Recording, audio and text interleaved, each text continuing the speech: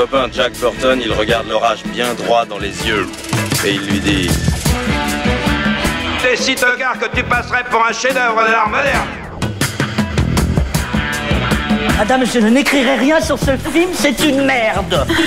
Merde. Ce sont les gars qui se prétendent normaux qui vous déçoivent. Les dingues, ça ne fait jamais peur.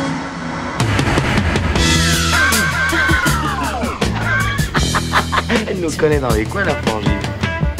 Bonjour et bienvenue dans Sale Temps pour un film, le podcast qui fait la pluie et le beau temps sur le cinéma.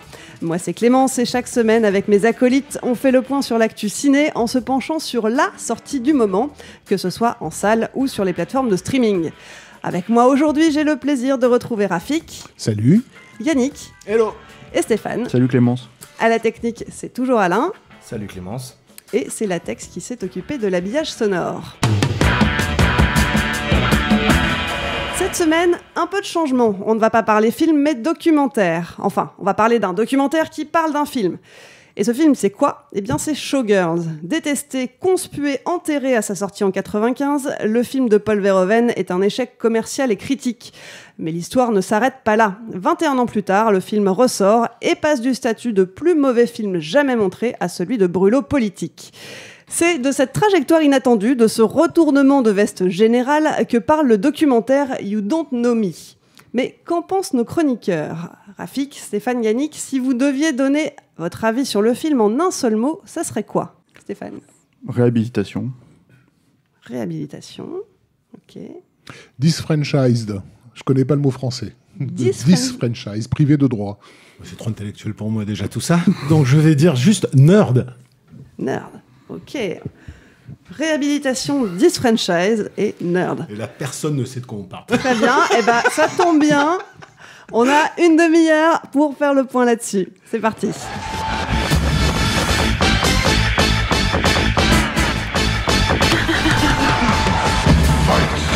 Stéphane, toi, on t'entend à chaque fois, donc on va changer un petit peu. Moi, j'aime pas commencer, moi. T'aimes pas commencer ? ça y est, bon, ça râle. Rafik, ça va être pour toi ? Ça va être pour moi. You Don't Know Me.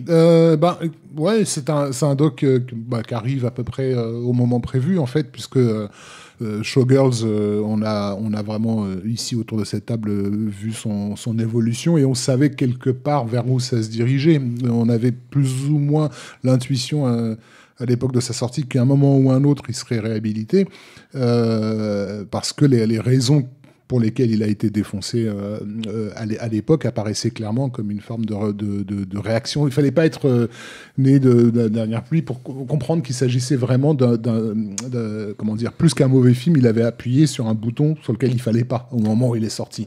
Et généralement, ces films-là, on sait qu'à un moment ou un autre, ils reviennent en fait à la surface. Ça, c'est la première chose. Tu veux dire qu'à l'époque, vous ne faisiez pas partie des gens qui ont craché sur le film et qui ont... Non, je crois qu'on est tous aimé alors ça. Moi, j'ai pas aimé le film la première fois. Mais en fait, c'est un film, je me suis vraiment posé la question parce que j'adore ce que fait Verhoeven, et j'avoue que la première fois je suis sorti mais complètement décontenancé par le film, mais parce que après j'ai compris ça avec le recul, c'est que c'est pour la première fois dans la carrière de Verhoeven vraiment, pas la première fois mais vraiment en tout cas dans cette période américaine, un film qui n'a pas de récit. En fait, le récit au premier degré peut être problématique. C'est-à-dire, mais quand on vraiment l'idée de suivre l'histoire de cette nana qui arrive, qui devient plus ou moins stripteaseuse et qui en fait va monter les échelons à Las Vegas, c'est un récit qui m'intéressait absolument pas sur le papier. C'est-à-dire que ça aurait été quelqu'un d'autre de Verhoeven, voilà. Et du coup, je me suis dit pourquoi il fait ça ?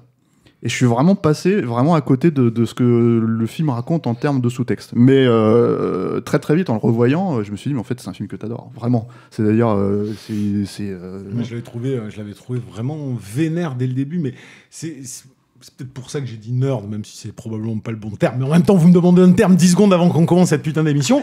Donc, j'ai dit le premier. Non, mais je dis nerd parce qu'il y a deux aspects dans le docu. Sur Showgirls, il y a l'aspect du critique de cinéma, celui qui est passionné, mais donc nerd dans le sens réellement obsessionnel. Il a vu le film des dizaines et des dizaines de fois, et il va dans des détails qui sont assez fascinants, avec des analyses qui sont plutôt pertinentes. Et l'autre côté obsessionnel de ce que les gens en ont fait derrière, avec cette espèce de côté de c'est tellement nul que ça en devient bon. Donc des obsessionnels du ricanement et de la parodie, et qui jouent du truc derrière. Non, moi je l'avais trouvé vénère, mais ça me permet de dire un truc. Tout con, hein, et je le dis vraiment sans melon aucun, mais j'ai toujours été stupéfait mais stupéfait, et déjà à l'époque, de la réaction critique, mais critique essentiellement plus que populaire. Parce que populaire, je comprends pourquoi Showgirls peut être désagréable quand tu le vois, mais sur Starship Troopers et sur Showgirls, l'incompréhension de films qui sont pour moi des œuvres littéralement en colère, littéralement subversives, mais c'est lacanien, quoi. Je veux dire, c'est pas caché, c'est pas un méga sous-texte. Je ne comprends pas encore aujourd'hui comment des mecs pouvaient penser que Starship Troopers était un film ouvertement facho. Comme la première fois que j'ai vu Showgirls, j'ai pas trouvé que c'était l'expérience la plus agréable que j'avais vue au cinéma, certes, mais j'avais tout de suite vu la vénéritude, le côté coup de poing provoque. C'est ce que j'aimais chez Verhoeven. Et à la limite, je le comprenais un peu plus, la réaction par rapport à ça. Mais d'avoir aujourd'hui, 20 ans après, des types qui font des analyses prétendument extrêmement profondes et analytiques pour nous dire, grosso modo, mais regardez, c'est une critique de l'Amérique, en réalité, ce n'est pas un film juste débile. Je dis, oh putain, le niveau, il a baissé, les mecs, en 20 ans. Il a sérieusement baissé, parce qu'il fallait être un teubé pour pas voir des choses qui sont, pour moi, évidentes, quoi. Alors, tu penses que c'est tout le propos du documentaire? Non, je dis pas que c'est tout le propos du documentaire. Je te dis là, moi, sur un truc que j'ai envie de dire, souvent, quand on parle de ces deux films en particulier de Verhoeven, c'est que ça me semblait évident. Même si tu veux pas saisir tout ou quoi que ce soit, tu peux pas prendre ces films littéralement au premier degré, c'est pas possible. Il fait tout quand même pour te le mettre avec des gros clignotants. Attention, je suis subversif, je suis ironique. Tu vois, ça me semble évident. Quand même. Oui, mais en même temps, il y a un style du film lui-même qui prête à confusion quand on le découvre. Moi, à l'époque où je l'ai découvert, je l'ai pas aimé. Je l'ai découvert en laserdisc, je me souviens, c'était même pas en salle. Et en fait, ce que j'ai pas aimé, c'était le caractère, je dirais, cartoonesque du film. J'avais vraiment l'impression hystérique un petit peu, tu veux dire. Too much. Voilà, il y avait rien de réaliste en fait. Et parce que d'une certaine façon, je voulais pas jouer le jeu de l'irréalisme du film. Et c'est en lisant le papier de Vincent Guignebert dans Impact à l'époque qu'il m'a convaincu de le revoir immédiatement. Parce que comme tout le monde, enfin comme dans notre petit groupe, on était tous fans de Verhoeven, on comprenait pas qu'est-ce qu'on venait de voir, pourquoi il a fait ça, quoi. Donc on lui a redonné très vite une deuxième chance. Et effectivement, quand tu le revois avec juste le regard sensiblement décalé, là oui, tu te prends de toute évidence dans la tronche. Quant au caractère subversif du film, effectivement, il n'était pas caché, parce que Verhoeven, dès la promotion, Verhoeven disait carrément qu'il souhaitait que ce film soit vu par toutes les petites américaines. Pour lui, c'était une leçon de vie. Quoi. En plus, la vulgarité, outrancière, me semblait tellement appuyée, tellement évidente. Tu vois, je dis pas tout ça pour dire, moi, je m'en suis rendu compte, mais ça me semblait évident. Moi, la première lecture, c'est au-delà du ressenti que tu peux avoir. Tu vois, c'est simplement le truc où tu dis, tu peux pas le prendre littéralement, c'est pas possible. Au-delà de ça, le documentaire l'a pas forcément abordé. Il donne la parole à des critiques dont certains ont fini par revenir sur leurs déclarations de l'époque, etc. Mais il révèle pas ce qui, pour moi, est la vraie problématique, et que Verhoeven avait révélé à l'époque de Starship Troopers. Il avait dit dans le commentaire audio de Starship Troopers qu'il avait parlé avec des critiques qui qualifiaient le film de fasciste, dans leur papier. Il leur avait parlé en privé, et les mecs savaient parfaitement que ça n'était pas le cas. Sauf qu'ils avaient décidé de le mettre parce qu'ils considéraient que leur auditoire était trop con pour comprendre la subtilité du truc, en fait. Donc là, on parle... mais là, on parle d'une certaine catégorie de critiques qui écrivent non pas ce qu'ils pensent, mais ce qu'ils pensent qu'on attend d'eux, en fait, et de leur position morale à prendre en société. Et c'était déjà le cas vis-à-vis de Showgirls. C'est d'une façon encore pire, parce que Showgirls, d'une certaine façon, il met en scène ces gens-là. C'est un secret pour personne que le film parle de cinéma. Enfin, qu'en gros, le Las Vegas de Nolly, c'est Hollywood, quoi. Et les gens qui gravitent autour, et tous ces gens qui avancent masqués, qui ne disent jamais ce qu'ils pensent, etc., ils se retrouvent avec cette espèce de nana qui est complètement comment dire, elle-même, on va dire, et ils sont tous fascinés parce que justement elle fait pas semblant. Pour beaucoup de critiques de entre guillemets haut niveau, c'est-à-dire ceux qui sont dans les grands médias américains, c'est un miroir insupportable, parce qu'ils se voient dans toute leur hypocrisie. Donc je pense qu'une partie d'entre eux a compris de quoi le film parlait, mais n'allait pas le reconnaître devant leur auditoire. C'est une grille de lecture, il y en a d'autres aussi. Sociétalement, le film quand même véhicule des choses qui ne se limitent pas à la vision d'Hollywood, à moi. Mais je pense pas que d'Hollywood non plus. Mais d'ailleurs, en fait, le truc, c'est que quand on dit Hollywood, c'est parce que je pense que le film utilise aussi une structure qui est une structure de film hollywoodien. C'est-à-dire, c'est aussi ça qui, moi, je pense, m'avait vraiment paru très bizarre, en fait. Parce que, en gros, le Verhoeven lui-même, en ayant fait des films justement hollandais avec des thématiques, et c'est ce que je trouve qui est intéressant dans le documentaire, Ouais. c'est qu'il le met très bien en avant en termes d'image. C'est-à-dire qu'en termes d'image, le documentariste en fait met les scènes de Showgirls, les gens parlent de Showgirls, mais en fait il te met ça avec Katy Tipple, il te met ça avec Spetters, il te met ça avec tous ces films hollandais. Katy Tipple, justement, c'est celui qui est le moins présent dans le documentaire. Alors paradoxalement, c'est celui qui a le plus à voir avec Showgirls, parce que pendant tout le doc, je trouvais que cette idée était effectivement plutôt chouette d'utiliser la filmographie du réalisateur pour montrer que ces thèmes sont récurrents et que en gros Showgirls n'est pas sorti de nulle part. Mais je me disais, mais quand est-ce qu'il va nous balancer Katy Tipple, qui est vraiment le cas emblématique. Je pense qu'il y a des images beaucoup plus crues en fait que même Showgirls, c'est-à-dire que c'est aussi ça la problématique de ces films-là, c'est que les films hollandais de Verhoeven, ce n'est pas des films hollywoodiens, même dans leur structure. Là, il y a ce qu'on appelle, vers la fin du film, pour ceux qui n'ont pas vu Showgirls, je spoil, hein, un rape revenge. Littéralement, c'est-à-dire il y a un viol et il y a une revanche. En fait, il y a une vengeance. Et ça, c'est un récit, c'est un truc de récit hollywoodien. Et c'est fait avec toute la vulgarité dans laquelle Verhoeven peut se vautrer. Moi, je trouve avec notre plus grand plaisir, hein, parce que c'est aussi un des trucs qui fait que ce type va à fond dedans. Schwarzenegger, à l'époque de Total Recall, il disait j'ai vu Robocop et je le veux pour Total Recall parce que c'était quelqu'un qui va dans la viande, quoi, qui fonce dans la viande. Et il y a de ça, en fait, c'est vrai. Mais le truc, c'est que donc il a ce côté genre je m'excuse pas, je fais le truc. Mais c'est une manière aussi de dire, regardez, vous faites ce genre de film, vous faites ce genre de récit, dans la vraie vie, ça se passe pas comme ça. S'il y a un viol, il n'y a pas forcément en fait comment t'appelles ça, une revanche derrière. Mais moi, j'utilise votre truc là et je vous parle de vous à travers votre propre cinéma aussi.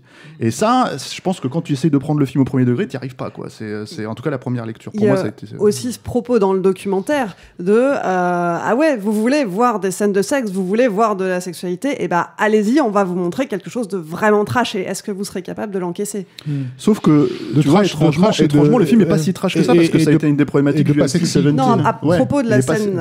Ah oui, de violence. Ah oui, bah ça c'est clair. Oui, le documentaire fait bien de souligner, enfin les intervenants du documentaire font bien de souligner qu'effectivement le film n'est pas sexuellement excitant en réalité. Il n'est pas fait pour, il est vraiment pas fait pour en fait. Le coup des seins qu'on te montre comme une révélation au bout d'une heure de film, alors que ça fait quasiment 3/4 d'heure qu'elle se balade seins nus par exemple, etc. Enfin, il y a rien qui est au fond, il y a rien qui est là pour provoquer l'érotisme, comme le film a été vendu un peu sur ce label-là, quoi. Ouais, il a été vendu sur ce label-là parce que en fait c'était c'est ce que précise le documentaire. Alors c'est un documentaire pour dire quand même quelques mots sur le documentaire en soi. C'est un documentaire. Pourquoi j'ai utilisé le terme de réhabilitation, c'est que en fait, mine de rien, oui, nous en France, on peut éventuellement se dire qu'on réhabilite le film à la deuxième vision, etc., etc. Aux États-Unis, en général, un film, quand il a un certain statut, il le garde. C'est d'ailleurs en fait ce que pointe du doigt un des critiques quand il dit American Beauty, Forrest Gump, c'est des classiques, mais aujourd'hui, laisse tomber, quoi, tu vois. Et alors, justement, pour donner quelques précisions à ce sujet-là, pour les personnes qui n'ont pas entendu parler de Showgirl à l'époque, le film a quand même reçu 13 nominations aux Razzie Awards, c'est-à-dire les Oscars du pire. Voilà, les Oscars du pire, et notamment la récompense du pire acteur pour Kyle MacLachlan, mais aussi celui du pire scénario, de la pire actrice, de la pire révélation féminine, du pire couple à l'écran, et puis évidemment du pire réalisateur. Et Paul Verhoeven est venu en personne chercher son prix. C'était la première fois qu'une célébrité se pointait au Razzie pour récupérer son prix. Qu'un nommé. Il y a eu Alberi qui arrive après. Mais bon, du coup, le docu, comme tu disais, c'est à la fois une forme de réhabilitation, alors j'ai envie de dire analytique sur certains aspects, puis après l'héritage. Après, il faut admettre aussi que... Enfin bon, moi je le trouve assez inégal, parce que je trouve... Bon, c'est assez confus par rapport à la perception, vu qu'il choisit de ne pas, c'est ce qu'on se disait, il choisit de ne pas filmer ses intervenants, donc du coup, des fois, tu te perds dans la vision qu'a eu un tel, ou comment il a pu changer, donc passer de l'un à l'autre. Des fois, c'est un petit peu confus dans le propos, et puis il y a cette dimension analytique, et il y a cette dimension de ce que le public, entre guillemets, qui depuis, en 20 ans, 30 ans, a fait du film un film culte, il s'intéresse beaucoup à ça aussi. Moi, à mon avis, un peu trop, ça devient un peu relou au bout d'un moment de savoir la nana qui a fait la pièce de théâtre. Mais ça reste pour moi la partie la plus intéressante du documentaire, justement, parce que le côté ce que la critique en a pensé, ceux qui font la pluie et le beau temps, au fond, j'en ai rien à... Non, mais moi, je parlais plus de l'analyse du mec en lui-même, tu vois, la séquence où il te parle de la scène du déjeuner entre les deux nanas est intéressante. La première partie, effectivement, sur la critique, elle s'attaque, on va dire, à des thématiques, je dirais pas périphériques au film, mais en gros, un intellectualisme autour du film. À base de références cinématographiques, tout le monde a remarqué qu'effectivement, c'était un remake du F de Mankiewicz, etc., blablabla. Tout ça, c'est pas nouveau. Ce qui, pour moi, était nouveau, nouveau, c'est qu'effectivement, je n'avais pas la moindre idée que le film a servi presque d'objet de revendication pour toute une population disfranchised, donc c'est pour ça que j'ai pris ce mot au départ, qui en a fait en fait une forme de cri de vengeance et de ralliement. Mais ce qui est de fort dans Showgirls et qu'on aurait pu oublier, c'est que c'est un film populaire. Il a été conçu pour être vu par le plus grand nombre. Oui. Et donc accessible au plus grand nombre. Et dans ce plus grand nombre, il y a des tas de gens qui se reconnaissent, en fait, dans le personnage de Nomi, et justement, ceux qui se sentent sans pouvoir, ceux qui se sentent baisés par la vie, par le monde, par tout ça. Après, ça peut être aussi une perception du film a posteriori, avec des dictats politiques qu'il y a aujourd'hui. Moi, avoir... Oui, mais ça, c'est sur 20 ans. C'est-à-dire que c'est pas aujourd'hui. Après, me taper le docu, il arrive aujourd'hui. Un quart d'heure d'analyse du film à travers le prisme de la théorie du genre et de quelque chose d'extrêmement actuel m'ennuie aussi profondément. Même si je comprends l'impact que ça a pu avoir. Voilà. Après, ce qui m'intéresse, c'est de me dire, bah oui, en 1995, le film, il a servi à ça, à cette population qui effectivement n'avait pas la parole et qui s'est immédiatement reconnue là-dedans et qui. Immédiatement, je crois pas. Non, mais je veux dire, l'a fait vivre. Moi, avec le temps. Avec le temps. Et de quelle manière? Oui, mais depuis 20 ans, Yann aussi. C'est ça la différence. Pas depuis 2 ans. On n'est pas dans un film qui avait une valeur qui a été comprise, transcendée, célébrée. On est dans un film qui a une valeur critique, qui peut parler à des gens qui se sont considérés minoritaires ou exclus, et qui, aujourd'hui, perçoivent le film à travers un ricanement. Après, pas tous. Elle, cette nana, par exemple, c'est pas le cas. Et le truc, même si elle le joue sur scène comme ça. Excuse-moi, t'as une dichotomie totale entre cette nana qui fait cette pièce de théâtre et qui nous fait les violons de l'émotion, parce que c'est la culture d'aujourd'hui, l'émotion, qui nous fait les violons de l'émotion sur sa propre vie pour nous dire, grâce à cette pièce de théâtre, j'ai réussi à sortir du trou. Et quand tu vois... c'est peut-être vrai, hein. Peut-être, mais c'est pas ça. Ça, je m'en fous, c'est sa vie, c'est très bien. Mais quand après tu vois la pièce de théâtre qu'elle est en train de jouer, mais bon, après le théâtre, t'es même plus dans un petit ricanement. T'es dans une pantalonnade qui se fout complètement du film. Et c'est sur tout ce... Je suis pas sûr. Excuse-moi. Non, mais c'est comme... Il parle de The Rock. Mais non. Toute l'hystérie qu'on a reprochée à la sortie du film, où la pauvre Elizabeth Berkley se fait défoncer parce qu'on lui dit elle surjoue, elle est hystérique, elle est en vénéritude constante, elle est tout ça, ils en font 10 fois plus des après, Yann, derrière. Yann, après, je te rassure. Bon, là, t'es trop psychologique. Non, c'est pas psychologue. Non, c'est pas ça, Yann. C'est que c'est psychologue. Mais c'est le principe. Mais j'ai eu du mal avec ça. C'est le principe de The Rocky Horror Picture Show. Est-ce que les spectateurs le détestent? Non, je pense pas qu'ils détestent ce film. Ils se l'approprient. Ils se le réapproprient. Oui, c'est ça. Ah, mais ça, je suis d'accord. Et je ne dis pas mais je dis pas le contraire. Ils se le réapproprient. Après, il y a un autre truc. Pas d'une façon qui me semble être à la mesure de ce que tu disais à l'instant. Il y a une frange de gens qui se sont reconnus peut-être sur certains aspects, qui se réapproprient le truc, c'est très bien, ils en font ce qu'ils veulent, mais qui n'est pas, je pense, à la mesure de ce que voulait véhiculer le film. D'accord, mais après, moi, je vais juste tempérer 2 choses que vous dites, c'est que en fait, le film, il est reconnu un peu plus aujourd'hui qu'il ne l'a été à l'époque, mais on parle de très très bas. Je veux dire, c'est pas comme si d'un seul coup c'était le grand classique de Verhoeven aujourd'hui pour la plupart des gens. Les gens ont aucun problème avec Robocop, avec Basic Instinct, avec Total Recall, mais sur Showgirls, tu vois, ça reste quand même le truc qui pue du cul. Ça d'accord. Après, moi, la seule chose que je dis, c'est ce pourquoi on le reconnaît aujourd'hui ne me semble pas être le plus intéressant à reconnaître du film, c'est tout. Il y a plusieurs points de vue, c'est ça que le film prend. Non, mais c'est ça que le film avance. On peut tous faire le docu Teresa, ok, et se dire, bon, mais alors c'est bien, chacun a son point de vue sur Showgirls. Mais non, je te parle dans le documentaire. Il y a la revendication féminine, d'autres qui voient la revendication gay. Dans le documentaire. Non, mais oui, dans ce cas-là, oui, d'accord, très bien. On a une émission de Cinoche, on sait en partie pourquoi on aime le film, et que pas simplement pour l'histoire de cette nana, parce qu'il y a aussi un putain de metteur en scène derrière, ce que le type fait comprendre à certains moments dans le documentaire, et t'as beau dire, on en a parlé, moi, je trouvais que ce que le mec révélait à force d'analyse donnait des choses qui étaient pertinente. Moi, je m'étais pas forcément posé toutes ces questions parce que j'ai jamais eu l'occasion de faire une grande analyse de Showgirls. C'est pas effectivement mon film préféré de Verhoeven, mais je l'ai apprécié sur certains aspects et aussi sur des aspects de mise en scène qui sont évidemment jamais évoqués. Donc, moi, si c'est pour me taper un documentaire de film qui pendant 45 minutes va me balancer, regardez, c'est génial, le film il est célébré parce que tout d'un coup il y a toute une minorité qui se fout de sa gueule dans un théâtre. Bon, ben voilà, ok, très bien, ça m'intéresse pas. Bon, voilà. 45 minutes, tu serais pas un peu marseillais, toi? Je suis toulousain. Ouais. ça s'entend. Non. J'exagère. Peut-être 20 minutes. 25. Je pense que si ça fait 10 minutes, c'est déjà une bonne chose. Oh non, Par c'est du plus que principe aussi quand même que s'il y a une pièce de théâtre qui a été jouée et qui a été vue c'est une et qui a été un réappropriation, et succès, ça veut dire qu'il y a une alors, réhabilité chez certaines attends. personnes. Je dis pas le contraire. c'est que c'est pas quelque chose de marginal non plus. Des gens sont allés voir. Mais vous répondez à côté de ce que je dis. Non, mais- Je ne suis pas en train de dire ça. en fait, Non, en fait, ce que tu dis, c'est que pour toi, le documentaire a passé trop de temps sur cet aspect-là. Bon, ça c'est mon avis personnel qui passe trop de temps sur cet aspect-là.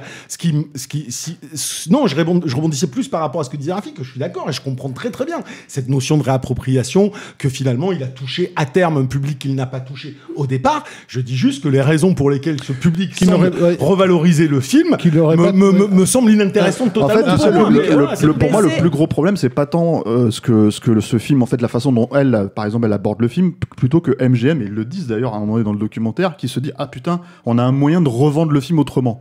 Et mine de rien, le problème, c'est que le film n'a jamais été pensé comme ça. Que les gens le prennent comme ça, c'est un autre problème.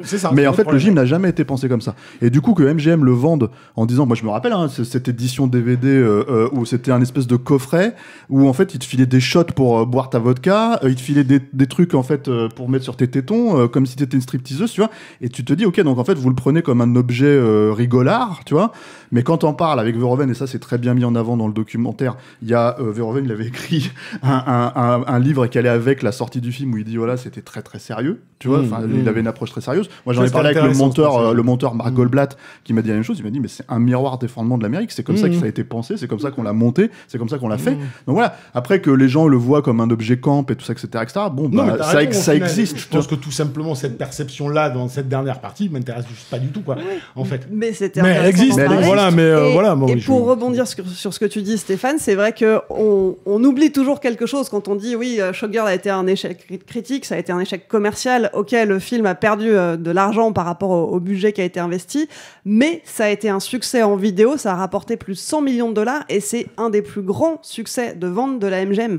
Donc ils ont réussi à faire de mettre en avant aussi, c'est ça le truc, mais c'est vrai, tu vois. À la fin des années 90, on avait des retours comme quoi c'était un film qui était particulièrement apprécié dans le monde de la prostitution, par exemple, par les putes. Et ça m'avait à l'époque surpris parce que tout le discours de la critique à l'époque de la sortie du film, c'était de souligner à quel point il méprisait, il haïssait les femmes. Ce qui m'avait pas semblé évident à la vision. Et donc de me dire que les principales concernées, c'est-à-dire les femmes qui sont dans l'industrie du sexe, regardent ce film comme étant un film qui les représente, je trouvais ça quand même plutôt intéressant. Et je pense que Verhoeven n'aurait pas atteint ce public-là, justement, s'il avait été subtil. C'est-à-dire, s'il avait fait son vrai remake du Mankiewicz en mode poète le petit doigt levé, la moitié de cette population n'aurait jamais parce que, en fait, tout passer bêtement, pour augmenter ce que tu dis, c'est surtout que, en fait, quand tu regardes ce film-là, tu te dis, putain, mais quel boulot de merde. Tu vois, elle se tape, c'est hyper compliqué, tu te tapes des trous du cul en permanence, etc., des mecs qui te parlent n'importe comment dès qu'ils te voient, tu vois. Enfin, donc, moi, je me rappelle, en le revoyant là, parce que j'ai revu le film, du coup, avant de revoir le documentaire, je me suis dit, je vais me remettre vraiment le truc en tête. Je me suis dit, putain, c'est dingue à quel point il insiste sur ça, en fait, sur l'aspect, c'est limite, prolo. Oui, du truc, c'est-à-dire de ce métier-là, c'est-à-dire vraiment, genre, en fait, la nana qui arrive là, comment, c'est pas. Je sais plus, mais quand elle arrive chez Robert Davil dans le truc et qui lui dit alors toi pour travailler avec moi il va falloir que je t'éjacule sur le visage ou je sais pas quoi, et puis en fait tu te dis putain, mais et la meuf mais il est sérieux, tu sais, il est là comme ça, et tu te dis mais je suis sûr que oui, c'est tout le temps comme ça. Et d'ailleurs en fait un des trucs qui est hyper impressionnant dans le film, c'est que moi c'est un des trucs qui m'avait un peu, alors je sors un petit peu du contexte, mais c'est vraiment dans la représentation de Vegas, pour être allé à Las Vegas et pour avoir vu un spectacle Crystal, tu vois, c'est impressionnant. Enfin, c'est vraiment littéralement ça.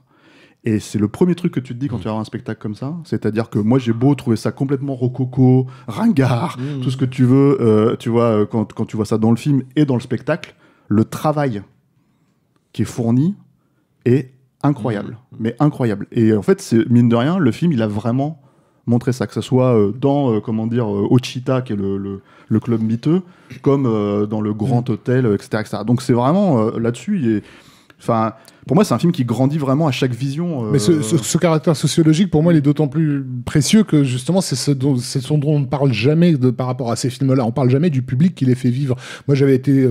Je me souviens particulièrement agacé quand la critique française, quand le film est ressorti en salle et en DVD et tout ça, et le discours qui revenait, c'était « c'est Jacques Rivette qui a réhabilité Showgirls ».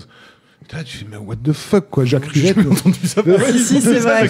J'ai même une citation, si vous voulez. Parce qu'effectivement, dans une interview de 2004, je crois, il avait parlé du film en des termes très élogieux. C'est quoi la citation, hein? La citation, c'est « Showgirls est l'un des plus grands films américains de ces dernières années. Comme tout Verhoeven, c'est très déplaisant.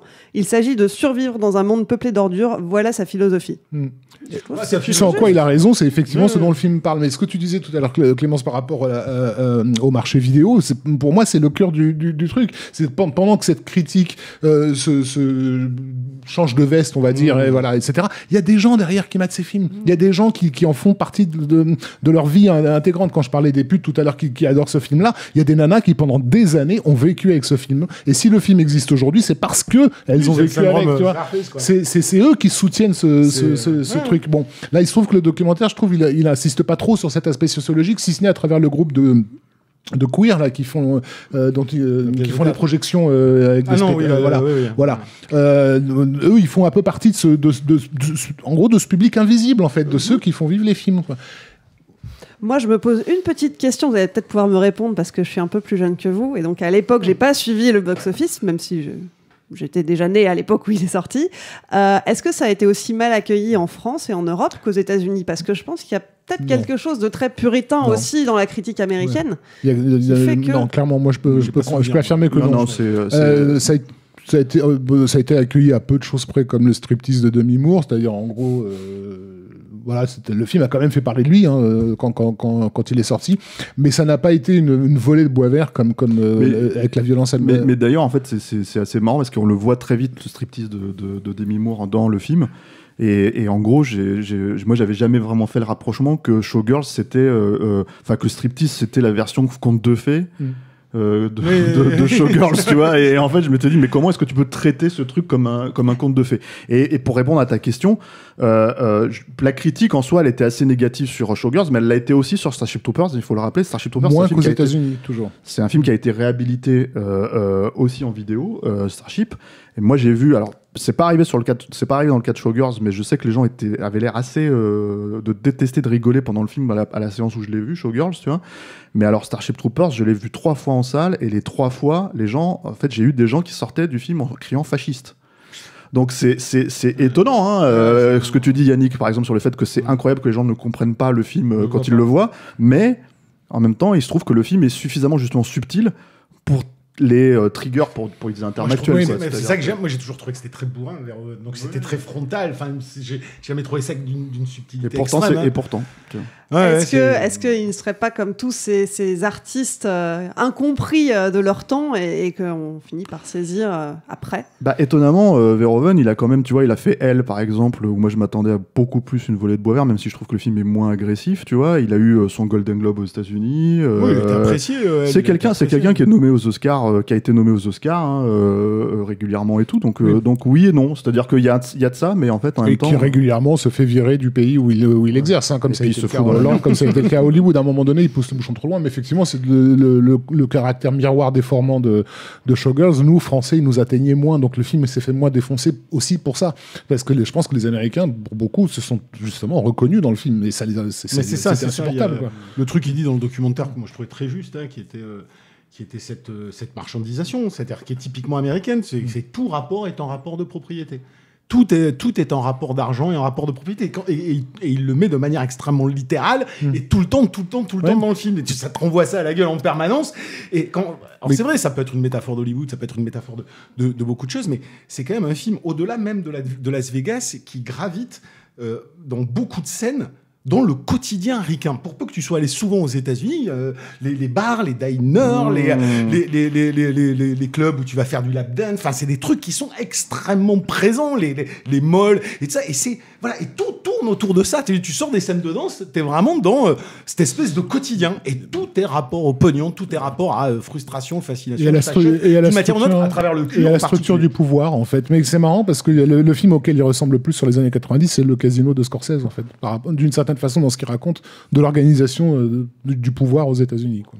Moi, j'aurais dit 100% des frères Cohen, même si ça n'a pas l'air évident, mais 100% des frères Cohen, c'est l'histoire d'une femme que tous les hommes dans le film considèrent comme une propriété, et chacun essaye de la récupérer. Et pour moi, c'était une des plus grandes métaphores de la tentative de libération des femmes aux États-Unis, dans un monde où il n'y a que des rapports de propriété. Mais bon, c'est ma vision à moi. Et merci de nous la partager. Je pense qu'on a fait le tour, hein, on ne va pas pouvoir continuer plus longtemps. En un mot, simplement... pour nos auditeurs, ce documentaire You Don't Know Me, est-ce qu'il faut le voir ou pas ? Je veux un vote. Vous êtes 3. Moi, je dis oui. Hein. Oui, si vous aimez Showgirls. Et puis, et aussi, j'insiste sur ce que Stéphane a signalé, qui est important dans le documentaire, sur l'utilisation de l'œuvre de Verhoeven pour raconter le film.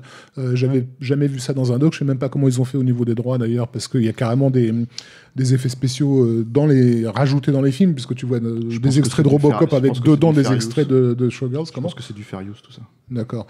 Mais en tout cas, c'est plutôt bien vu, et ça permet même de revisiter la carrière de Verhoeven si vous la connaissez pas très bien. Ouais, moi, je trouve que c'est inégal. Il y a des très belles choses, des choses très intéressantes, des choses qui le sont moins. Mais, bon, voilà. Mais c'est à voir quand même, malgré tout, pour ceux qui sont fascinés par le film. Et vous en pensez quoi ? Alors, vous êtes d'accord, vous n'êtes pas d'accord, vous avez aimé, vous avez détesté, pas Showgirl, hein, le documentaire. Donnez-nous votre avis sur le répondeur de Capture Mag. Pour ça, il suffit de nous laisser un petit message vocal via Messenger et on le diffusera dans le prochain épisode. D'ailleurs, la semaine dernière, on parlait de Bob l'éponge, le film. Alors Alain, ils en ont pensé quoi, nos auditeurs ? Donc concernant mon avis sur le troisième film Bob l'éponge, pour moi c'est ni un film d'aventure drôle et épique, ni un délire assumé qui renouerait avec la narration complètement éclatée des épisodes de la série. Non, pour moi c'est juste un divertissement fade qui n'aurait connu aucune visibilité s'il n'était pas rattaché à la licence Bob l'éponge, quoi. Alors moi j'ai abordé ce film d'animation en profane total, je connaissais que de réputation ce personnage. Donc il y a deux choses qui m'ont frappé. La première c'est la qualité d'animation, cette animation 3D qui rappelle la prise de vue traditionnelle par moments avec des rendus stop motion. Enfin d'un point de vue technique c'est vraiment impressionnant. La deuxième chose qui m'a frappé c'est qu'on s'emmerde. On s'emmerde gentiment, affectueusement, mais on s'emmerde. Salut Capture Mag, c'est moi Sacha. J'ai vu le film de Bob l'éponge et j'ai bien aimé quand le roi il a dit je vous laisse en liberté, mais tu me rends mon escargot. Et en fait il a dit non. Alors il a commencé à pleurer et après tout oiseau je pose. Et en fait Bob l'éponge il a dit mais si t'en as, c'est qui ? Ben c'est moi. Moi j'ai bien aimé, vous êtes trop nuls Capture Mag.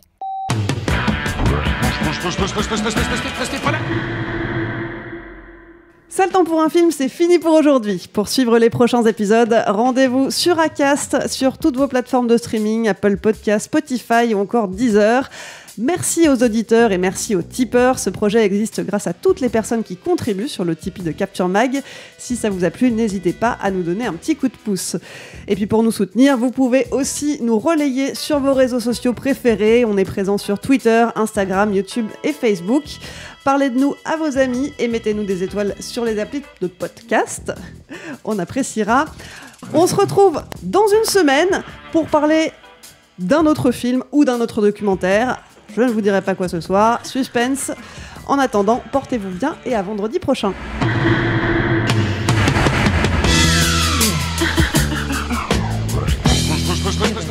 Restez pas là, y a rien à voir, dégagez!